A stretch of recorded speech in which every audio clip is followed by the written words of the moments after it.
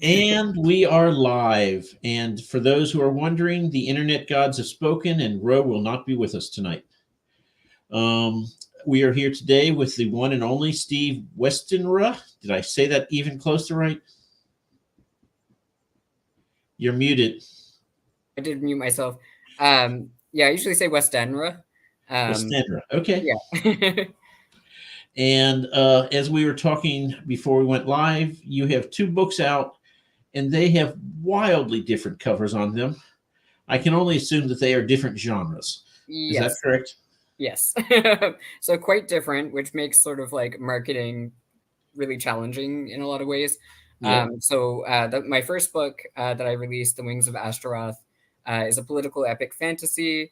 It's set in a world, secondary world, based on ancient Carthage. It's multi POV, it's third person.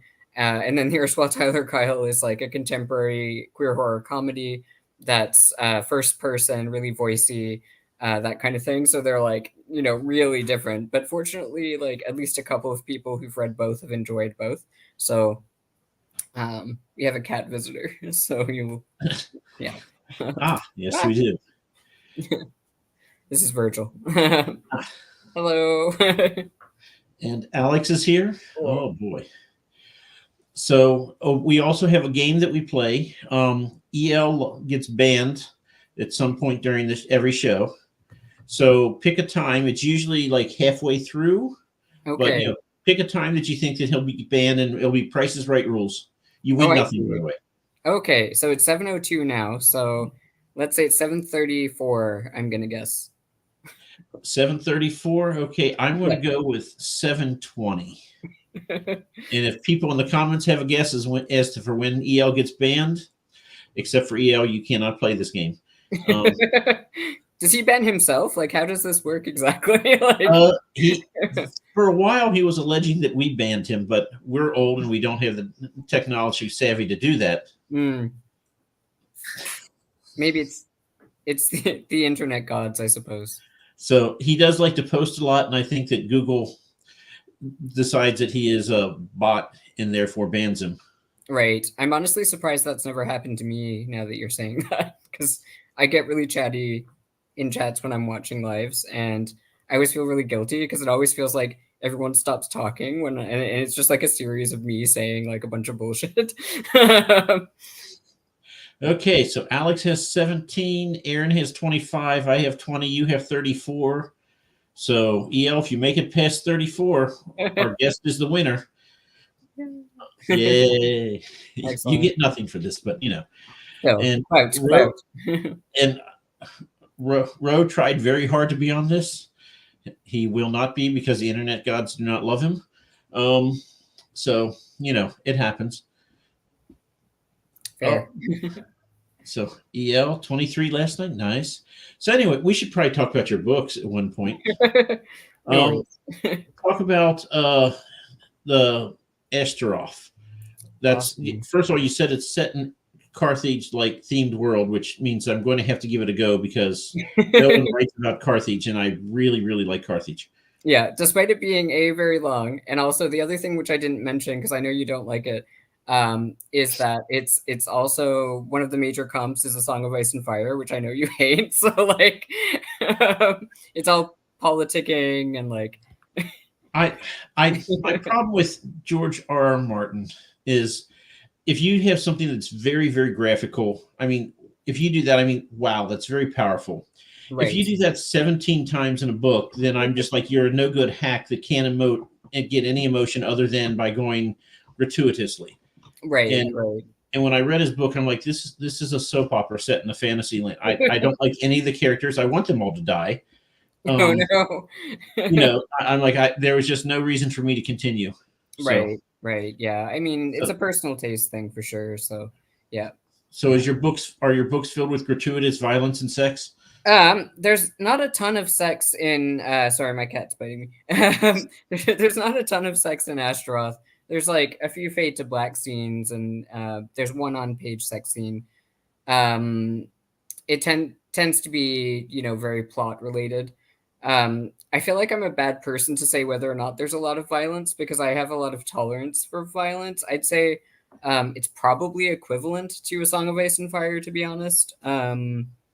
It's not like, I wouldn't call it gratuitous, but I also don't think that the violence in A Song of Ice and Fire is gratuitous. So again, like, I think it's a your mileage may vary kind of a Right. situation. Yeah.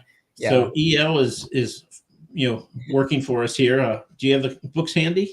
I do. I have one physical book. Astaroth is too long for me to have made yet in a physical book, so I am going to do that once I can afford Atticus, which I'm going to try and get if I get the job that I, was interviewed for yesterday. And or if that doesn't work, I'm going to ask for money donations for Christmas and then buy Atticus. So eventually there will be a physical of that. But in the meantime, I do have a physical of this one, the erstwhile Tyler Kyle. It's really nice to be able to hold up a copy of it. Yeah. This is kind of one of the not so great proof copies, so it's got some things wrong with it, such as this Nice. mistake here, which I only know about because my friend Daniel Maidman, he got his copy and he took a photo and he sent it to me and was like, Steve, can you see what's wrong with this picture? And I swear I stared at it for like 5 minutes, went away, came back, stared at it for another 5 minutes, and then was like, oh, I see. And, this is the kind of thing that I would do. This is the kind of mistake that I make. But to my credit, this time, it's not entirely my fault because this is the proof copy. So, like, yeah. So I couldn't see that. So it is fixed now. It's been fixed for a few weeks, or like a month, actually. But if you're one of the first, thank you. If you're one of the first few people to have bought it, you will have a special limited edition version about the character Tile Kyle. My friend Jay Patricia Anderson now calls him Tile in our conversations. So, So, you may have me beat because on my first book, late into I was like, my main character's name is Grommy. Yeah. And so I spelled Graeme because why would you have, two silent E's in a name? And somebody said, by the way, that's Graham. I'm like, well, his name is Grommy. So I changed it, Grahme, which if you do an internet search, it still says it's pronounced Graham. But I'm like, we're going to do this. So I scoured the entire book, made sure I got every single one done. You know what I didn't look at? The back cover. Oh, no. The very first word is Graham has always wanted to be. And I'm like, no. Oh, you can't win. There's always going to be something, I think. Yeah. So if I ever become famous, it'll be worth a lot of money. Exactly. Yeah. It's a special edition. Yeah. Yeah. So yes, preferably before the book is printed. Yeah, indeed. So EL has a lot of questions, which is why he gets banned. Yeah. Oh my God. Name the most in which book? Should I do both books? Do you have a preference, Mike? Let's do both books. Okay. Most interesting character. Oh God. I feel like in Astaroth, one of my favorite characters is actually, he's a POV for some of the book, and he's not a POV for all of the book. Is an elderly character called Samelko. He's the high priest of the city, and in many ways, kind of the catalyst for the plot kicking off. So the book opens with he's as I said, the high priest of the city. In effect, he's the king because the king is not really that interested in ruling. And the city is kind of in desperate straits, and so he decides to kind of revive this practice of child sacrifice, and gets into a conflict with the queen about it. She's not too happy, shockingly, about having her child sacrificed. But there's a bit of a kerfuffle, shall we say, and she ends up being killed. And sort of curses him on her deathbed, but it accidentally sort of ends up having repercussions for her family as well, and that kind of kicks off the plot. I really enjoy writing him just because I find characters who are kind of, and this I'm taking this from George R. R. Martin, I just sound like a really huge George R. R. Martin stan right now, but characters in conflict with themselves. I really like that idea. I like sort of probing questions about sort of what are those moments in our lives, or those questions or those dilemmas that come up that cause us to kind of reassess ourselves, or moments that kind of change our view of who we are, those kinds of pivotal points. So the fact that he's quite sort of morally gray makes him interesting to me, because he's sort of this person who, in many ways, is not sort of, I would say, innately a bad person, but the things that he's doing are things that, are abhorrent, right? So, so I find that quite interesting. Um, there's another character I really like, who I kind of don't want to say anything about it because spoiler. I like writing all my characters. And in the Earthspot Tyler Kyle, there's another character. It's too spoilery kind of to say. So there's Tyler himself, who's a lot of fun. He's the heart of the book. Like I said, it's first person, very voicey. He's this sort of very energetic, talks a mile a minute kind of person. He runs a cryptid investigating YouTube show, so he's used to kind of like being the center of attention. He's an actor, all of these kinds of things. So he's got quite a lot of like pop and pizzazz, I'd say. So he's very fun. But in terms of the supporting cast, I'm very fond of writing the eccentric mayor who runs the island that Tyler kind of runs off to do sort of his investigating. That character's name is Conrad Uphill, and he's this kind of like drag queen mayor who like rules the island as though he's sort of this despot, but it's like contemporary, and like he has this sort of McMansion that's been converted from some other weird mysterious building, and he runs around in glittery cowboy hats and like, is a bit like Frankenfurter from Rocky Horror Picture Show. Yeah. So EL is a man after my own heart here. But he did have another one. Well, he did ask, so your characters push a child out the window? Jamie is actually my, like, no joke, is like probably my favorite character in A Song of Ice and Fire. I love Jamie to pieces. So yeah, I would take that as a huge compliment if I'd written a character that was that, I think, nuanced and yeah. And EL's interview of you is nearly over, but not quite. So what do you have behind you? Okay, so again, this just makes it seem like the only thing I care about is A Song of Ice and Fire, but I swear it isn't. So my sister's like ex was at a con, and he got me these really nice blown up pictures of like Danny and John from A Song of Ice and Fire. And I think it was my mom who got me the Hound. It's an illustration from like an artist. So I just put them up there, and I have all the Dark Horse, or not all of them, but I have a lot of the Dark Horse, nice sort of standing figurines. So I put the pictures behind the Dark Horse Game of Thrones figurines because I just, it looks cool. And this is kind of like one of our academic shelves. So I'm actually an academic, as is my partner. And so there's a lot of like philosophy and like queer theory books on that shelf. And he's got his some of his collection of like, he gets these plushes that are like famous figures from history. So like Mozart, Beethoven, I think Jesus and Obama are next to each other over there. That kind of thing. So bye, John. Okay, so what's inspired you to start writing fantasy and horror? I've always been interested in those genres. I think I've always been interested in anything that was a little like weird or unusual. So I've been writing since I was little, essentially. Like I kind of always said that I wanted to be a writer, and some of that was probably like me copycatting my mom a little bit because she was a writer. So it was a little bit of that, but I always used to make up these sort of fanciful stories, and sometimes I'd write them down. And I also had sort of a really intense, detailed role playing game with a couple of my friends. And so like I did a lot of writing that was related to that. It wasn't like D&D or anything. It was like a free form role play that we came up with ourselves. Like my friend, oh, sorry, continue. Yeah. So I just want to say, so your mom was a writer, correct? Yeah. Okay. So when you said, I was like, I always read fantasy. I thought there's no way in the world I could do that until I tried, and now, for better or for worse, I'm doing it. Nice. That's wonderful. Yeah, so, I think, yeah. Should I answer EL? Or Yeah, go ahead and answer. before he gets banned. Who am I writing, or what am I writing? Actually, I should clarify. What I think is what he's. What? Okay.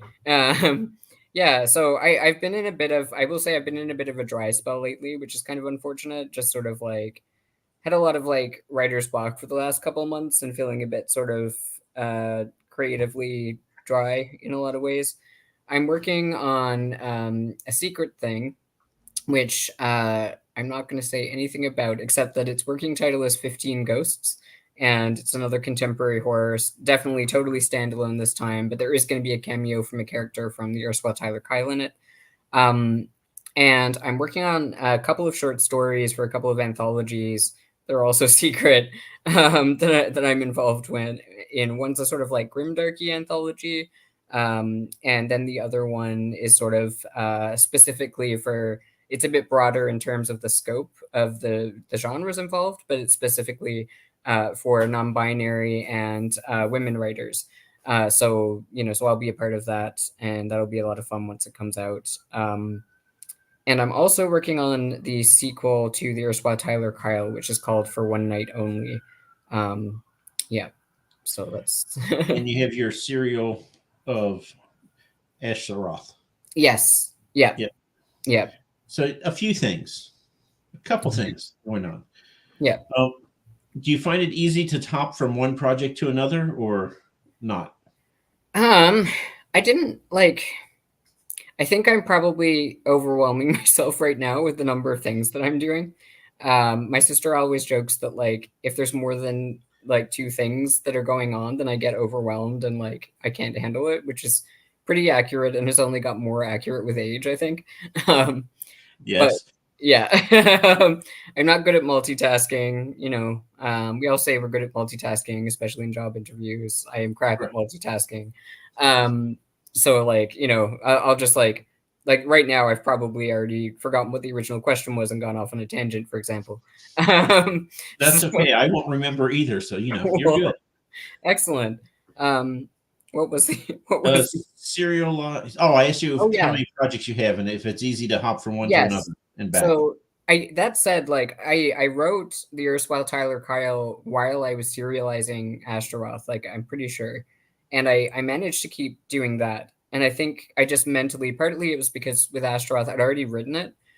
So it was more about sort of editing. And, occasionally I would rewrite, a chapter basically, or I would write an insert chapter, something like that. But for the most part, I was working with something that was already finished. So it was a bit easier, I think, in that way. Yeah. And EL was inspired with this question. I want to know the answer to this. I think I haven't fared well as an entrant, so I think I'm gonna say my favorite is judging. Yeah, I'm really grateful for Spiffbo, and in Spiffbo 9, I met a ton of people, really awesome people, and I wouldn't have sold like a single copy of my book basically, except for maybe to my mom and my aunt. If I hadn't been in Spiffbo, so it was great for networking. So on that side of it, like obviously it was fantastic being an entrant. It was a great experience. I got a nice write up. Really appreciate all the work that the judges and everyone put in. But that said, I think like part of me, if I'm totally honest, kind of regrets entering Spiffbo again this year. Because I already had all of that, like the networking element and things like that. So Yeah. It was just sort of like, okay, like, they didn't read the whole book. That's disappointing, but I could have still been here anyway. So like, part of me does regret actually not being a judge instead, where I could have like, I think helped other people a bit more and like boosted their kind of presence. So yeah, but I'm enjoying judging Sphinx very much. Yeah. That was Alex's youth. Yeah. So what team are you on in Sphinx? Team Bookend Elves. Yeah. Yeah. So when do you know when you're going to pick semifinalists, finalists, or anything like that? I don't. I think the official contest rules. It's like December is when I think everyone has to have their semifinalists announced. So that's like phase one. And then after that, we'll go into another phase and we'll be given a bunch of books that other teams have judged and decided to move forward. So it'll just be new fresh novellas, which is nice. But I'm almost done reading my 8. I am like a third of the way through my final novella. And I think I've written up 3 reviews. I've got another one that I'm almost done, so I'll probably post that tomorrow. And then after that, I actually kind of want to try and read as many of the books, our 20 books. I tell my brother I'm on the show, and he calls anyway. It happens. Yeah. So, shoot, I had a good question I wanted to ask you, and it just went away. About judging, or oh no, I know what it was. I did not realize how incredibly hard it is to write a review, and I'm like, I'm an author. I should be able to do this, but I read a book, and I'm like, I really liked it. I really, really liked it. It was really good. And I'm like, oh my God. Yeah. Yeah, it is rough. It's a different beast. I will say I think I had a bit of a sense of it because in my academic work, like essentially I am a critic of literature, basically is what I do, and other types of media. So I study a lot of like horror media, speculative fiction of various kinds. So I end up writing about this stuff quite a lot. Now that said, it's kind of like it was a bit daunting kind of going from that to then shifting into he's lasted shifting into sort of like reviews that are written for a broader audience and that are written with the intention of kind of giving a sense of like, well, is this worth picking up? Because academically that really doesn't matter. Like I've written on things I absolutely loathed in a very neutral tone because like that's you're analyzing the material itself. You're not necessarily judging, I like this or I thought it was well written or something like that. So yeah. So where do you work? University, I'm guessing. Yeah. So I'm a PhD candidate in the Department of Religions and Cultures at Concordia University in Montreal. No. And so I've taught courses like History of Satan, Religion and Its Monsters, Magic, Witchcraft, and Religion. And I'm going to... Yeah. Why did my university not have these classes? It might now. I don't know. Yeah, I think a lot of these kinds of topics in the past, I suspect, would have been met with a lot of skepticism. And to an extent justifiably, like they and I've called them this too, they get kind of called sort of bums in seats courses. So they're seats that will draw a lot of undergraduate interest to them. But that said, there's really sort of a goal from a lot of these kinds of humanities, courses that goes beyond just, like we're going to talk about our favorite movies or we're going to, hail Satan or whatever. I don't know why I just did hail Satan. Well, Bo says evening, everyone. And... Yeah. Yes. Yeah, Hi, Bo. Hail Satan. So now we have to start over because Bo just now got here. So we have to rerun the whole conversation. Oh, okay. Just start from the top. This time I'll actually say what my books are about too, because I didn't say that. But yeah, I mean, I think like we're not to get on like a soapbox about the humanities and the importance of this kind of stuff, but analyzing literature or analyzing media in general is really important, I think, and helps people build sort of their critical understanding of the way the world works, of the way that ideas and people interact and influence one another.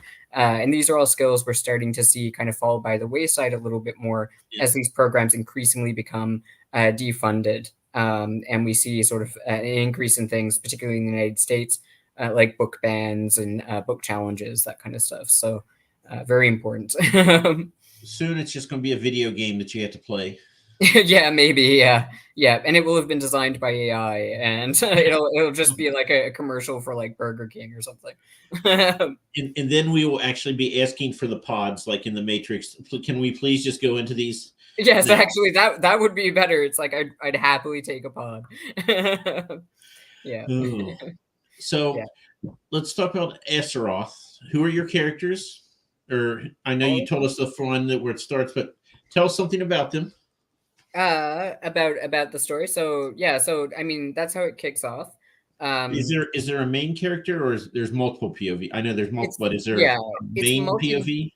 yeah, it's multi POV, but I would say my main POV is my character Ashtaroth, so the Okay. titular Ashtaroth. So there's a kind of like prologue, which is really chapter one, to be honest. It's quite long. It's like 50 pages. So but whatever. Anyway, I don't care what things are called. So the main part of the story actually takes place like 20 years after the events of the prologue, which is why I called it a prologue actually, because it's Right. such a huge time skip. And some of the characters from the prologue are still around. So it's not like it's like 10,000 years in the past, a bunch of dudes with names that are 16 letters long each and consist mainly of like Zed battled it out with like Goku style on a hilltop, that kind of bullshit. So it's not like that. But no offense if you're a fan of that. But so then it follows Ashtaroth 20 years later. He is the heir to the throne, despite actually being the youngest child, because of this sort of like prophecy that they have in one of their religious texts that states that he's going to save the city at a time of great need. And so, but he's kind of a bit derpy. He's a bit sort of entitled, as rich people are. Right. He's not. As royal families tend to be. Yeah, exactly. And he's also sickly. So, there's a lot of kind of turmoil in terms of like people in the city not necessarily wanting him to be the heir. There's rival claimants, that kind of thing. And things get even worse when suddenly he's accosted by this strange woman called Lilith, who first appears to him as a little girl, but then seems to age the more he sees her.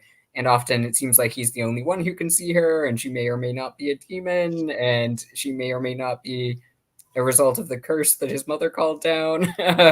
So yeah. So things get pretty rough for him pretty quick. And who is Tyler Kyle? I'm terrible with names, but You did perfect, Tyler Kyle. So woo-hoo! yeah. Yeah. So Tyler is one half of a cryptid investigating YouTube duo called Discovery Bang. He's the skeptic on this show that he co-hosts with his friend Josh. And prior to the novel beginning, he's had this like drunken makeout session with his friend Josh. And Josh is like, no, I'm straight, and it's uncomfortable and all of these things.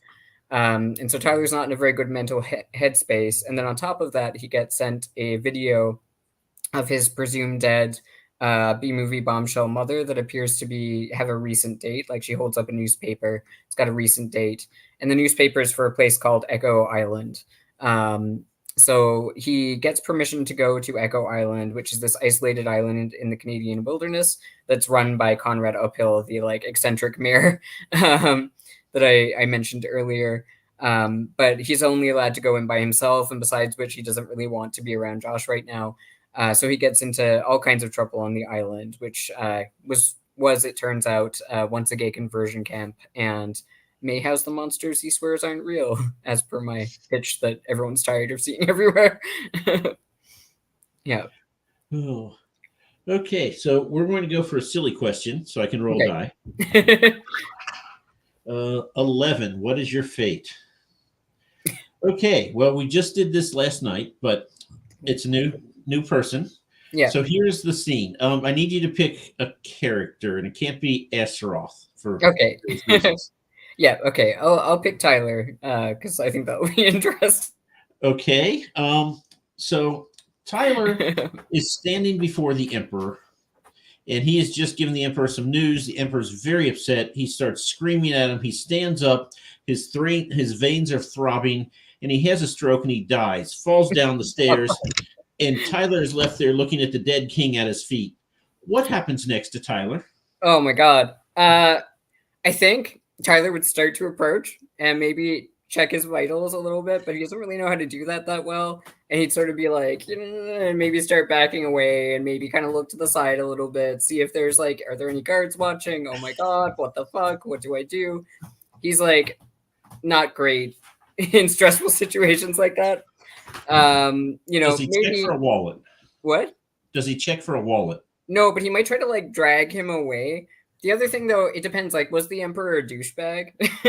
I guess. Well, if you're screaming so much that you give yourself a stroke, you got to assume that he was. Yeah. So, I guess that's fair. So Tyler, in that case, may be a little more like peace, and just like my time is up. He's sleeping now. Yeah, he's sleeping now. He's resting. Maybe he props him up in like a kind of sleepy pose or something like that. Like. Yeah, it's no fingerprinting. It's ancient times, so like. Yeah, exactly. There's not a mark on him. Yeah, trust me. Struck down by the gods. I feel like depending on how much everyone else in the palace liked him, Tyler may get away unscathed. So yeah. Okay. Maybe he hides in a plant pot or something. I'm just picturing these large like plant pots. He's not like that tall. So on this island that Tyler goes to, what types of cryptids are there? Can you tell us, or is that a spoiler? That's kind of a secret. Okay. Yeah. Tyler, as I said, he's kind of the skeptic. So, so he is really doubtful about these cryptids. But there's some kind of like vague canine cryptid that gets mentioned in the email that the video is attached to that lures him to the island. So I'll say that. And then he encounters some unusual creatures that may or may not be real in the woods quite early in the book. So, yeah. So the question that everybody wants to know the answer to is, what strategies do you use to market and or promote your book? I don't know that I have a formal strategy. I feel like that's probably relatable to a lot of. That's a very common answer. It's my strategy is like, I feel like making a video today. I'll make a video, or like, I haven't made a video to that song on my playlist yet. I should make a video to that, and then sort of like sitting down and make the video, getting frustrated because the images don't exist that I want that are the exact things, and then the music's not on the site. So it's like, well, what was the point in this then? But I mean, to be a bit more serious and give some actual advice, I think I'm still finding a balance that I'm comfortable with, where I don't feel like I'm posting too much, but I'm also not posting. I think a big mistake I made at first was not posting enough and not promoting myself enough on social media. And I have got better at that. I did some polls on Twitter because I require a lot of validation to determine whether or not I was not posting enough or posting too much, that kind of thing. Do you want to see more of me or less? Yes, exactly. And do you want to see more of me talking about my stuff, or do you want to see less? Do you want to see me do something else? I don't know, like juggling or something. But no one chose that. No one suggested that. I think like one thing I will say is do what you're comfortable with, because ultimately, like when it comes to self-publishing and indie publishing as well, just of any kind, yeah, people thought I wasn't posting enough. I don't know if that would be the same now. People might think I'm posting too much now. I'm not sure. But back then, last year, it was that I wasn't posting enough. I think one person said stop posting as much. I don't have a formal thing. It's usually when stuff happens. Like either I have an idea for something, or if it's not that I had an idea, it's like there's something like this. There's an event like this happening, or there's a sale. So a lot of times I'll create a new promotional video if there's a sale, because like I'm being forced to, basically. It's like, I guess I better like make a picture. And I hate reusing the same things over and over again, so I always make new ones, which is like definitely a waste of time. Most normal people just reuse the same images, and I'm trying to get better at doing that. But like I'm always like, people have seen that before. They don't want to see that again. Make something different. But I do think it's important to do the amount of promotion that you're comfortable with. There's nobody else that you're beholden to as a self-published author besides yourself, right? So I think you can really tap yourself out if you just are doing things you're not comfortable with.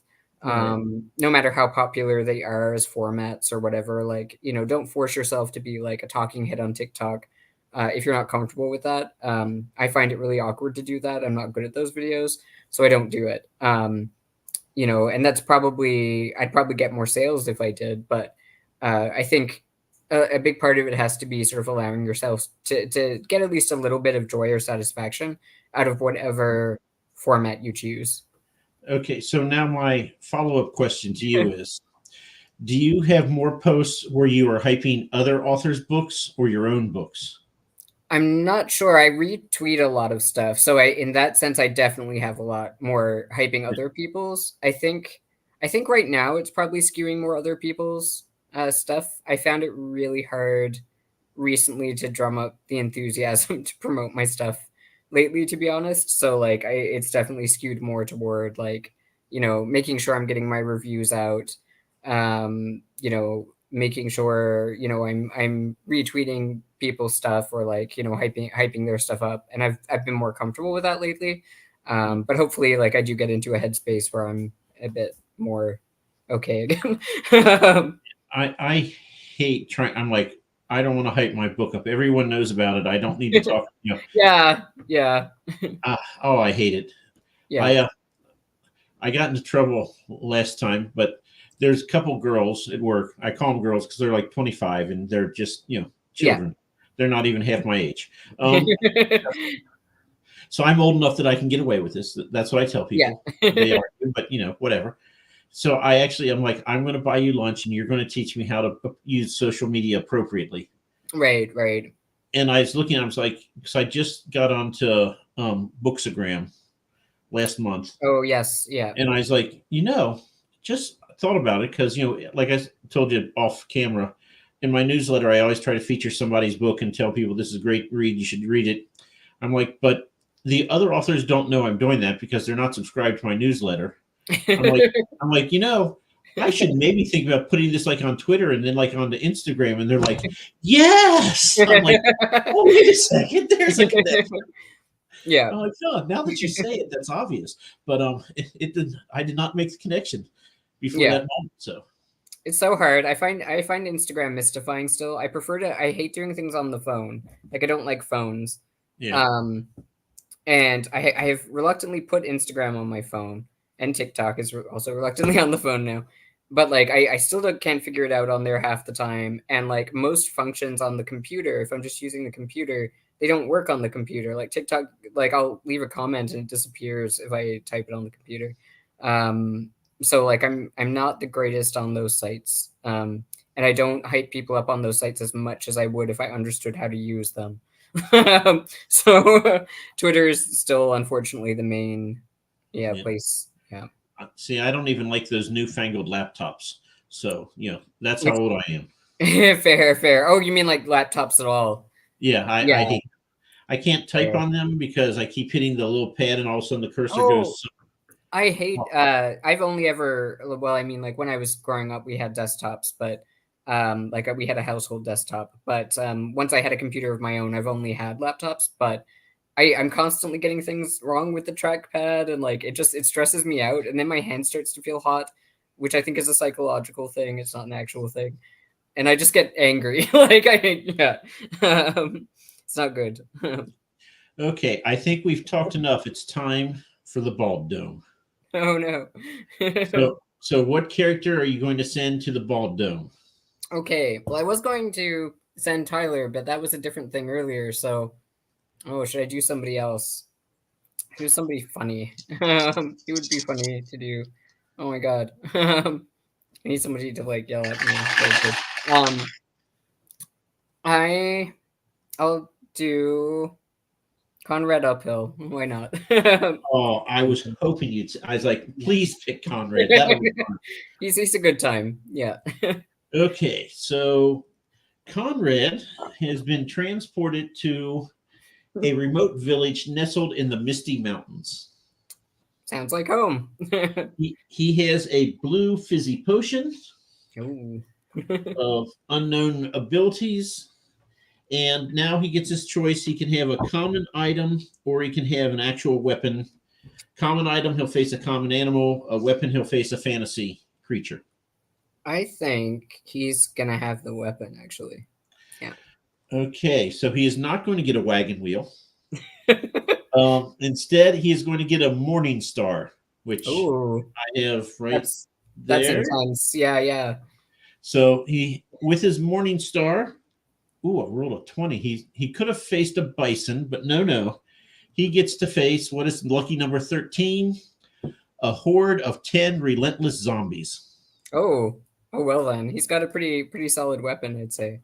So he has his, what did I say? Morning Star. Yep. He has his fizzy potion. He is in a village nestled in the misty mountains, and there are 10 zombies who are approaching. What happens next? Does he invite them to tea or what? I mean, I think personally, he's probably going to try and take them out, but his methodology might be slightly unusual. Hey, hi Timothy. So he's got his flashy Morning Star. He's probably tacos are a valid reason. There are a few valid reasons, but tacos are one. Yes, exactly. It's Taco Thursday. Everyone knows that. So, famous day when people eat tacos. So he's in drag. So he's going to be wearing a kind of armored outfit, a la, that Zendaya dress everyone liked. Or I don't know how to pronounce her name. Is it Chapel Rowan or Chappelle Rowan? That person everyone was going on. Anyway, he's wearing something like that. I've never heard her music. I just saw pictures of her in the armor thing. So yeah. I'm probably gonna get made fun of by young people. But I don't care. So anyway, so he's all decked out. He's got sort of like 6-inch platform heels, Morning Star. He's got his fizzy potion. I think he's going to do a little flourish and sort of like, spin his Morning Star around a little bit. And then he's gonna flick the potion at him and see what happens. So the potion is a potion of fire resistance. All right. So probably not going to help or hurt. Probably isn't going to do very much then. Yeah. I wish it would have been the vial of love potion. Oh my god. That would have been wonderful, but sadly, we have to go where the dice go. Yeah, that would honestly would have been perfect. But if I'm allowed it, I feel like Comrade Uphill would definitely have a lighter on him, and one of those long cigarettes. Is that allowed? Sure. This is your story. It's your world. Okay. Awesome. Yeah. Awesome. Zombies traditionally really not into fire. So I feel like he's probably going to take a mixed drink and throw that at them and try and light him on fire. Yeah. And while he's resisting the fire because he's got this line of, right. Yeah. So they are slowly coming closer. They're walking like 54-year-old men. If I need to demonstrate, I will. So they're coming closer. Fire didn't touch him. I'm really hoping he decides to use his heels as weapons because 6-inch heels, that's a weapon. Yeah, I mean, he can easily pull that off, crack it off. I did say there were platforms, but maybe they've got a platform and then a spike. Or maybe he can just use them as a hammer. You never know. Yeah, exactly. Yeah. Morning Star in one hand, heel in the other. Yeah, like that. I think that's how he's going to take them out. He does have some other tricks up his sleeve, but they're kind of spoilery. Okay. But they involve singing. Might be able to, we'll say he might be able to charm them a little bit into, doing what he wants, shall we say. Yeah. Okay. Yeah. That was the Bald Dome, a successful trip. Let's see. So your next book you said is coming out the end of this year, or you said winter, I think. In winter, yeah. I could have it out. Canada, so you have until May. Yes, that's true. Actually, I could have it out by the end of the year, but EL Lyons made this post about cover reveals, and it was like, you should do your cover reveal 3 weeks before the something or other, I can't remember, and arcs and stuff. And so then I was like, oh no, now there's not time if I do that. So I feel like I shouldn't have it for December. It should be for January or February or something. Yeah. So I am very new at this. So I went with do your cover review when you have your pre-order link, so that you can actually have people do something. Yeah, yeah. I'm like, ARCs, yeah, ARCs. I should probably do that. Yes. I didn't build any time into my plan Yeah, here. same. Yeah. I always say I'm going to, and then I never do. I did do like EARCs for like the erstwhile Tyler Kyle, but it was like they had like a month or something. So like, but I'm really impatient and stuff with like things A like this. month. Wow. Once I do stuff, I just want it to be out. So like, you know. Yeah, I was told, yeah, you have to give people at least 6 weeks. And I'm like, okay, but I'm going to launch this book in 3 weeks. Yeah. So, Yes, exactly. Yeah. Yeah. oh.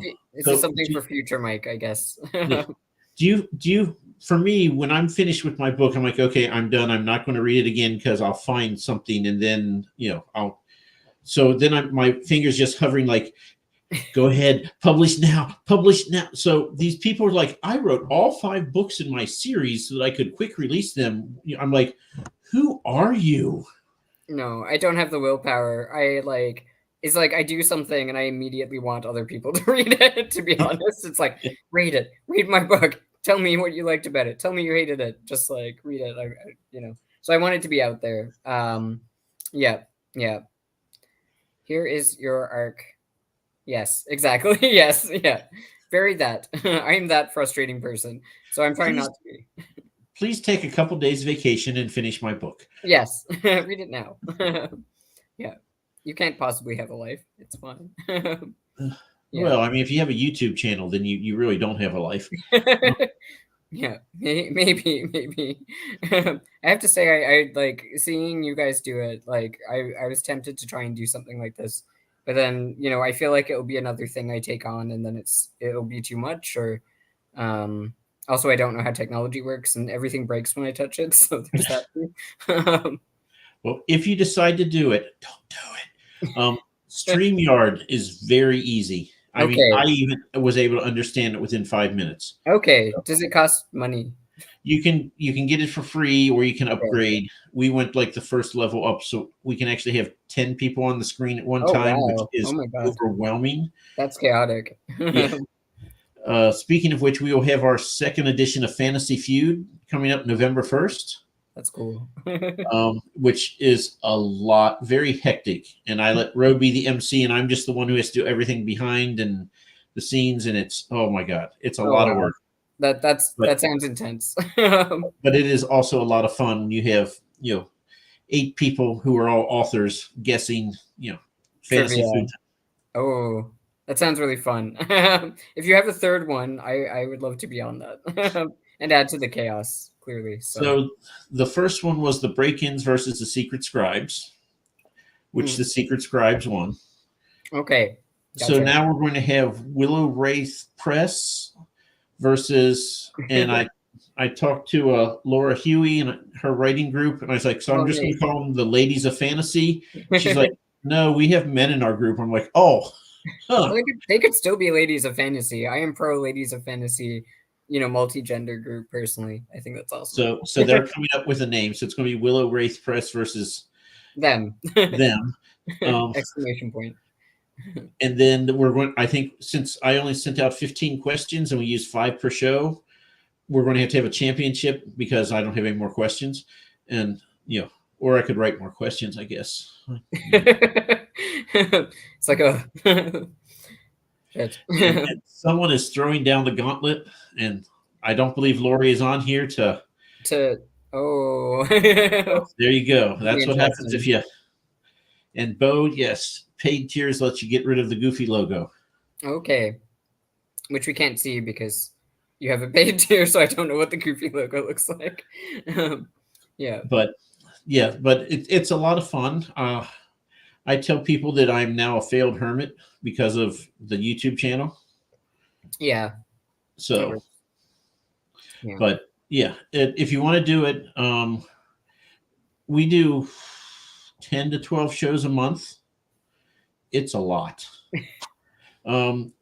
For We did 42 shows in 3 Oh months shit! in Wow. over the summer, and I was like, "There's no way we are going to keep." So I try to cut Yeah. it down to 10, and then someone's like, "Hey, I'm doing a book launch," and I'm like, "You must be on the show, and it must be so." Yeah. Oh man. I mean, you guys, because you guys were doing the Spiff Bucks, half It, of the interviews, right? Like along with Catherine. that was so much fun. It was Yeah. chaotic as all get out, but it was a lot of fun. Um, Yeah. she had talked about doing another blitz in the summer, but then life decided to rear its ugly head. So, Yeah. It's a lot of work. Like, but she's yeah. asked, like, will you all help? Will you do some shows? And absolutely love those shows. Yeah. There's this one guy, Mr. Kelly, who I'd love to get on, but he doesn't want to get behind the camera, or doesn't want to get in front of the camera. I've been on a video call with Bo before in the Discord. Yeah, I I guess think it's he's different. the Yeah. tens of people that watch this show. I mean, it could be overwhelming. Yeah. All people also, because it's like, like Timothy's always there, right? And like, really supportive and stuff. And yeah, it's Yeah, all friendly faces. we only have half of the Timocracy tonight, so Oh, yeah, true, true. I mean, Tim McKay, a fellow Canadian, did not show up for you. Huh? No. Yeah. It's all right. I will forgive him. Yeah. I see. Yes, yes. Here I thought it was my wit and my charm. They're actually, that's what the drinks are, because it's the bribe drinks are being used as bribes. Yeah. So I mean, I know they do this because they just tempt Roe to start drinking his whiskey, and then it gets more entertaining. Excellent, excellent. So he's like drunk typing in the chat. So yeah, there are many interviews going on tonight. So Oh wow. Yeah, I didn't realize I saw something just before this started that like there were some people. I don't think I knew them all, to be honest, but we were all on a group interview, so yeah. And then there's so since Roe's not here, we have to ask the favorite question. yeah, Are you a Star Trek fan? Star Trek all the way. Who is 100%. the best Starfleet or captain in the series? Hey, I mean, I grew up with Picard, so I think I have to say Picard. Okay. Yeah. You would not be giving Roe high blood pressure then. If you say Janeway, then he gets very close to the camera and he starts, his eyes start twitching. Oh no. Janeway's definitely not my favorite. I do love Voyager. I know it's like, everyone hates on it all the time. But I did grow up watching it, and like the Doctor and Seven of Nine, I love them. I love Tuvok. Like, when I know everyone hates Neelix now. When I was a kid, I loved Neelix. I thought he was like the best ever. Like, so yeah. But I've got actually a signed Jerry Ryan and Robert Picardo photo up there just above my desk. Nice. Can't see all my other nerdy paraphernalia. Yeah, you can kind of just see them there. Yep.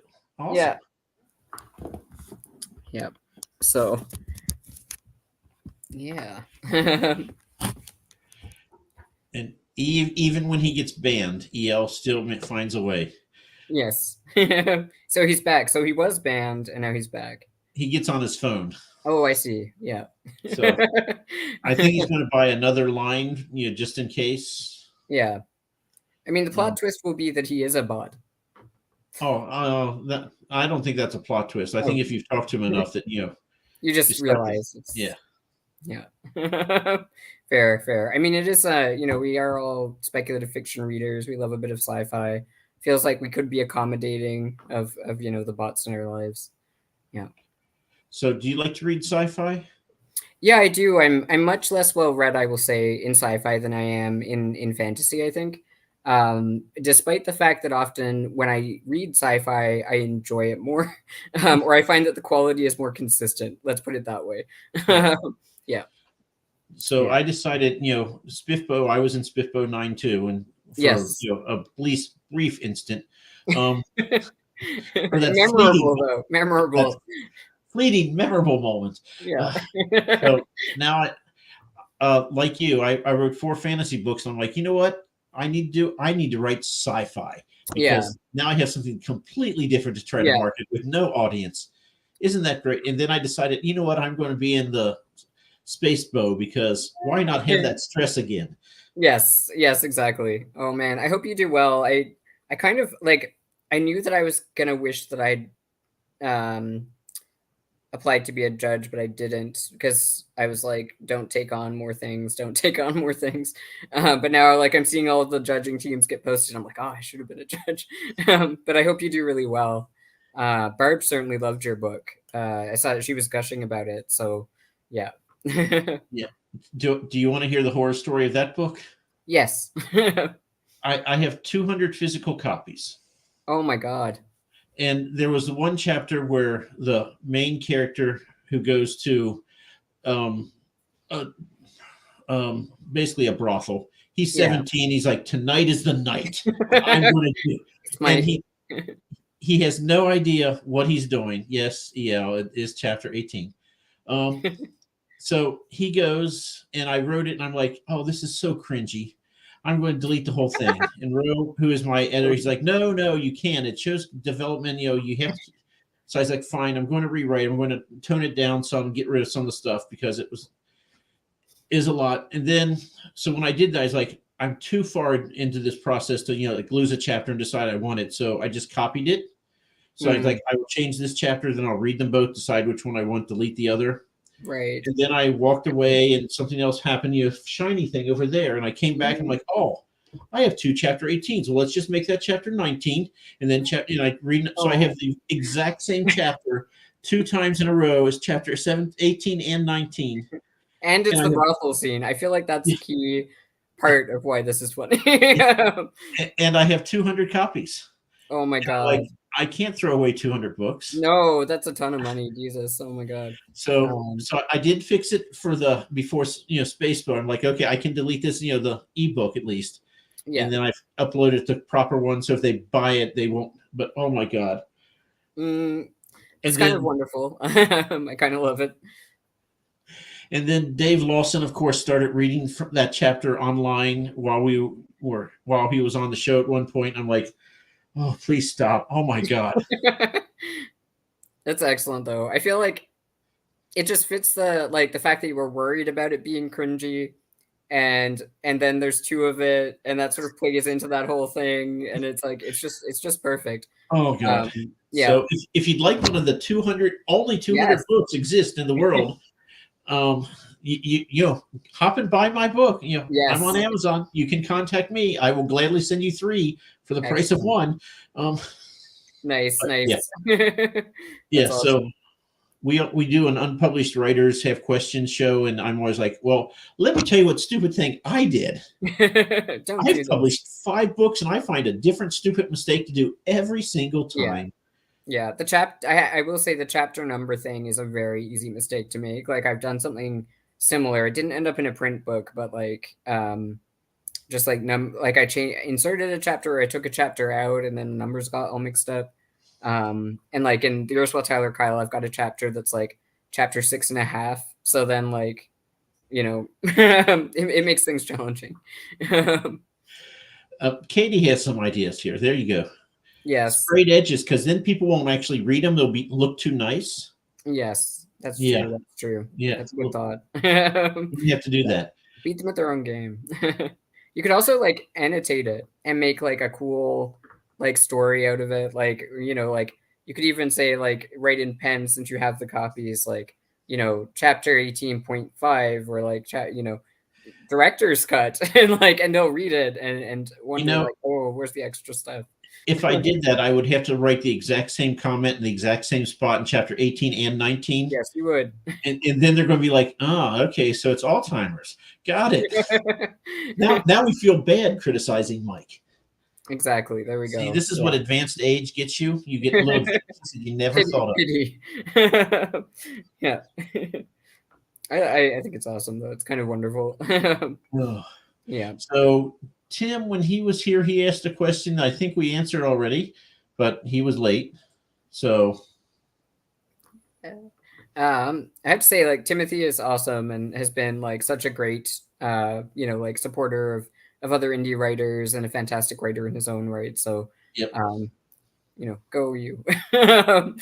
And yeah, so there, yes, there is still there is going to be a sequel. It's called For One Night Only. Um, I could tell you things, but they would be spoilers. I guess I can tell you in a private message because Tim's actually read the book, so um, has perhaps an investment in there being another one, I suppose. But it's the gang going on another adventure in Alberta this time. So if you know one of the characters, you'll know what that might suggest. Um, yeah, and I've been doing lots of Alberta shaped research. I've got back roads of southern Alberta, thrilling, weird Alberta places. There's a place Nice. called Vulcan in Alberta. Did you know that? Did not know that. Vulcan, you said. Yeah, it's just called Vulcan, but because it's called Vulcan, yeah, they've sort of like made it Star Trek themed. We didn't get to go. I went to Alberta this summer and I did some research, which involved buying these books. Um, and um, yeah, like didn't get to go to Vulcan sadly, but apparently they have like a big enterprise or something. Um, so yeah, so there is going to be an Erstwhile Tyler Kyle too, and it's going to be called For One Night Only, and it's a Christmas book. And I was hoping to have it out this Christmas, but I haven't finished writing it yet, so it's definitely not coming out at Christmas. So maybe it'll be a Christmas book that comes out in July. There you go. Yeah. Yeah. So, let's see. Is there any question that I should have asked you and I did not? I like to ask this. Oh, I don't know. I am bad at asking myself questions. Does anyone in the chat have a question that wasn't asked? I guess I don't know. So, you have. We need more Christmas in July books. Exactly. My partner did actually suggest that like it's set in this small Alberta town that's really weird. I like to write weird small towns. And my partner did suggest that it actually be set in the summer, but they do have it like Christmas in July festival. And so they do all these like cart in all of this ice and do this ice sculpture festival because there's an ice sculpture festival that's going to be in it. And I kind of liked that idea, but it would allow me to release it in the summer and have it be thematic, but then also kind of all of the Nightmare Before Christmas, it could also be thematic at Christmas. So, So EL is a man of a certain age, like close to mine. So he uses a word like spiffy. I use spiffy too. Yeah. Exactly. Love Gravity Falls. Actually, my book has kind of Gravity Falls vibes, I would say. Yeah, the jacket, I don't know what the store is called. It's this random store that's just down the road from like my apartment. And my mom and I went in there this summer and like she bought this for me. And she also bought this other jacket. I have way too many jackets that's on the back of the chair, which is a very similar jacket, but it's like a yellowy green. I have a problem. Yeah. Okay, well, you have a book coming out this winter, probably January. Yeah, probably. Your horror one will be coming out in July, and it's Christmas themed. Yes. You have Azeroth is being serialized, and you have a couple of secret projects that you can't talk about that are anthologies, and then another one that you can't talk about that is something else. Yeah, I guess I could talk a bit about it. Maybe I should. I don't know. So you have a lot on your plate. Yeah. So, There's a lot of things, and my brain keeps jumping between them for sure. The main thing I need to work on is So Sing the Barrows, Lesbian Vikings, so that I can get that out because it's basically ready. Like, it's it needs like me to go through it again for another edit, and then I need to kind of format it. And if I can get Atticus beforehand, then I can do like a print release at the same time, which would be nice. But if I don't, then it will just be an ebook at first. Yep. So. Okay. Well, thank you for coming on the show. Thank you. Ro was so intimidated by you that he couldn't show up. Yes. Well, now he will just have to, be sad, I guess. He'll watch the replay and wonder what it would have been like. Yes. Well, he would have been validated by me not saying Janeway, I guess. So there's that. So thank you, Steve. Thank you. We will have you on again when you have something else you want to talk about. Awesome. Thank you so much.